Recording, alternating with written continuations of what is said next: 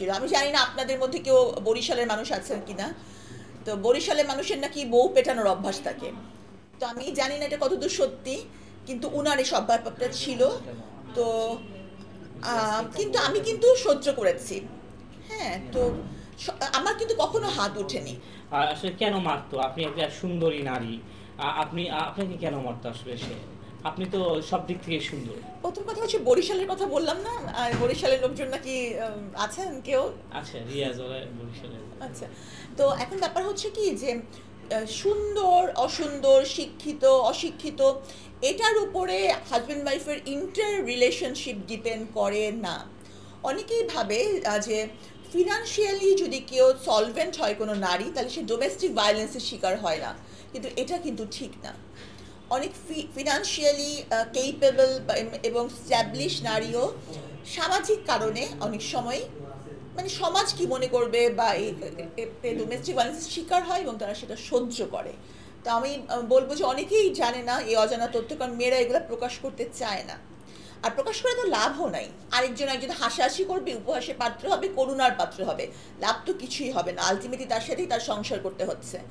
তো এই domestic violence কিন্তু সমাজের সব ধরনের লেভেলে, শুধু নিম্নবিত্ত না, মধ্যবিত্ত এবং উচ্চবিত্ত লেভেলেও পারসিস্ট করে। একটা ছেলের চেয়ে কিন্তু একটা মেয়েই এখন কষ্ট দিচ্ছে। যেমন আমরা দেখছি যে ছোটবেলা প্রেম করতেছে, সমান সমান একসাথে পড়তেছে, ম্যাট্রিক পরীক্ষা দিচ্ছে, এইরকম সমান সমান প্রেম। পরে যখন একটু বয়স হয় তখন প্রেম করছে একটু সিনিয়রের সাথে, যখন বেশি আর একটু হয় তখন আর একটু সিনিয়রের সাথে প্রেম করছে, কিন্তু সেই ছেলেটা কষ্ট পাচ্ছে না। তাহলে কেন প্রেম করে মেয়েরা? মেয়েরা সাধারণত প্রেমিক হিসাবে একটু আওলা বাওলা, একটু কবি কবি টাইপ, তাকে নিয়ে কবিতা লিখতে পারে, দুটো প্রেমের কথা বলতে পারে, এরকম প্রেমিক হিসাবে এরকম মানুষ পছন্দ করে। কিন্তু বিয়ে করার ক্ষেত্রে একটু ভারী, একটু কম কথা বলবে, একটু সোবার এবং একটু ধনী, তাকে মেনটেন করতে পারবে, এরকম পছন্দ করে। তো আর আমার তো মনে হয় ছেলেরাই মেয়েদেরকে বেশি কষ্ট দেয়। তা আমার, এটা আমি বিশ্বাস করি না যে মেয়েরা তাহলে ছেলেদেরকে কেন কষ্ট দেয়। তোফাজ্জল কষ্ট পেল? একটা বিচ্ছিন্ন ঘটনা কখনো উদাহরণ হয়ে দাঁড়াতে পারে না। আপু, আপনি দেখেন যে আসলে একটা ছেলে একটা মেয়ে, আমরা জানি যে এস্টাবলিশ হতে অনেক টাইম লাগে। তাহলে একটা ছেলে একটা মেয়ে উভয় পক্ষ দুজনে একসাথে পড়াশোনা করতে, তারা কেন প্রেম করছেন? আসলে তাদের জন্য আপনি কি বলতে চান? যে তারা তো বেশিরভাগই আমরা দেখছি যে তাদের মিল হয় না। প্রেম করছেন, ক্লাসে একসাথে পড়ছেন, কিন্তু দুদিন পরে বাবা মা বিয়ে দিচ্ছেন কোনো ধনী কিংবা কোনো আর একটু বয়স্ক লোকের সাথে। আপনাদের কেন এটাই সবসময় মনে হয় যে প্রেম করলে বিয়ে করতে হবে? মানে প্রেমের ক্ষেত্রে বিয়েটা কি অবশ্যম্ভাবী কিনা? জগতে যেসব প্রেম সাধারণত মানে সবাই যে প্রেমের উদাহরণ দেয়, সেই সব প্রেমগুলোর ক্ষেত্রেই কিন্তু বিয়ে হয়নি। প্রেম, প্রেমিককে যখন মানুষ বিয়ে করে, তখন সেই প্রেমটা সংসারের আলু পটলের হিসাবে চলে যায়। হ্যাঁ, এই সংসারের টাকা, তো এই যে বাজারের খরচের সাথে এই যে লন্ড্রির খরচ, এগুলোতে চলে যায়, তাই না? তো প্রেমের পরিণতি মানেই যে একেবারে বিয়েই হইতে হবে এমন কথা কেন? আপু, এখনকার প্রেমগুলি তো বেশিরভাগই আপনার সাথে আজকে প্রেম হলো, কালকেই আমরা বেডরুমে চলে যাই, কালকে আমরা কোথাও ঘুরতে চলে যাই, মেলামেশাতে চলে যাই। আসলে এইটা আপনি কিভাবে দেখছেন? যে এটা কিন্তু এখন অহরহ হচ্ছে, কিন্তু মেয়েটাই কষ্ট পাচ্ছে বেশি হয়তো বা। একটা মেয়ের জীবন, আপনি বলছেন প্রেম করলে বিয়ে করতে হবে কেন? এটা একটা বিয়ে করা উচিত কিনা? একটা মেয়ের সাথে 2 দিন পরিচয় হলো, পরের দিনে বেডরুমে আমরা চলে গেলাম, এটাই হচ্ছে। আসলে এই জিনিসটাকে আমি কখনো সমর্থন করি না।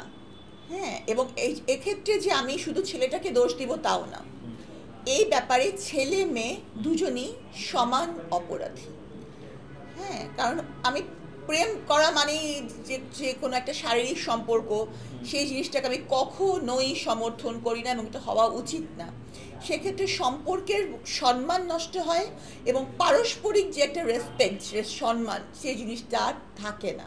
হ্যাঁ, যদি বিয়ের চিন্তা থাকে যে আমি তার সাথে বিয়ে করে সংসার করব, হ্যাঁ, যে আমি আমার প্রেমের পরিণতিকে এভাবে দিব, তাহলে আমার মনে হয় না যে এই জিনিসটাতে যাওয়া উচিত। কিছুটা অপেক্ষা করলে বিয়ে করে এটাতে যাওয়া যায়। তবে এটা আসলে আসলে যার যার নিজের দৃষ্টিভঙ্গির উপর ডিপেন্ড করে। আপু, কিছু কিছু মানুষের ক্ষেত্রে ধর্ম, আইন, শিক্ষা কোনোটাই কাজ করে না, এবং তারই মানে প্রতিফলন দেখতে পেয়েছি এই ঘটনাটাতে। মানে এটা যে আমি বললাম তো, এটা যখন আসে না আমার সামনে, আমি স্ক্রল করে চলে যাই, এটা আমি সহ্য করতে পারি না। মানে এটা আমি সহ্যই করতে পারি না যে এটা কিভাবে একটা মানুষের তো সহজে হাতই ওঠে না। এই যেমন আমার সাথে যত রকম ভয়ঙ্কর ঘটনা ঘটেছে